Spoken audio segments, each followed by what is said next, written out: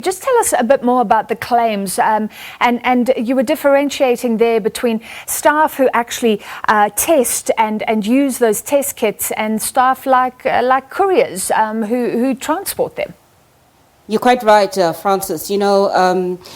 We've received over the past few weeks, the SABC specifically has been receiving a lot of these phone calls and messages from Lancet employees who've raised these issues around safety concerns, around inadequate PPE protection gear being given to them by the employer. And this has also made its way also onto social media as well. And this is a story that we've been running with for the past few weeks. And when we did eventually get a chance to speak to Lancet, for Lancet to give us clarity specifically around the issue of PPEs, they differentiated between frontline staff workers and workers who work in the laboratories.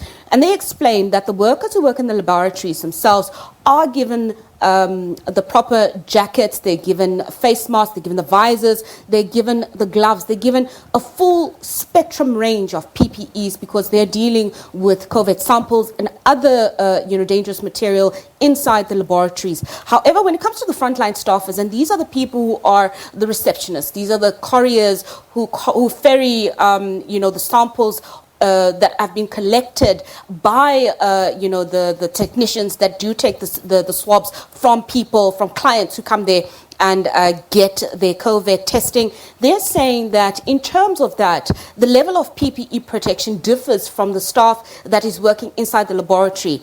And Lancet says that the PPEs that they've given them was 2 face masks as well as gloves and sanitizers. And we do know from staff just this afternoon when we went to go and speak to Lancet and to get their side of the story, we had quite a number of staff members approach us and tell us their harrowing stories to say that they still have not received any sanitizers and PPEs. And this is really what the bone of contention here in this issue is a private company such as Lancet and employees going backwards and forwards, each accusing the other. There needs to be a medium that can resolve this issue, and this is where the Department of Labour comes in, the inspectors that come in.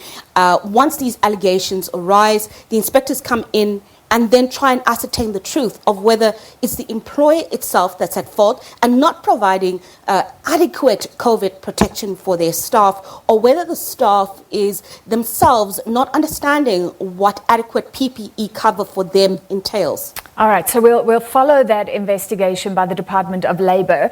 Lancet is a major lab. Will this affect tests or testing times?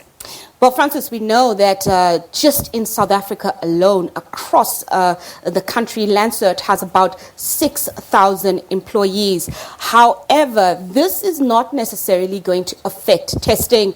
And tomorrow we'll be bringing you more information specifically from Lancet, from their chief virologist, who will be taking us through the challenges that they face around the testing, around the backlogs, and what measures they're implementing as Lancet to ensure that they can cope with the influx of people that are coming in to do their testing for the COVID testing, and to be able to give them their test results within an adequate time. We do know that Lancet, and it's not just Lancet, the private testing laboratories as well as the public testing laboratories are inundated, and the backlogs go as far as 4 to 7 days.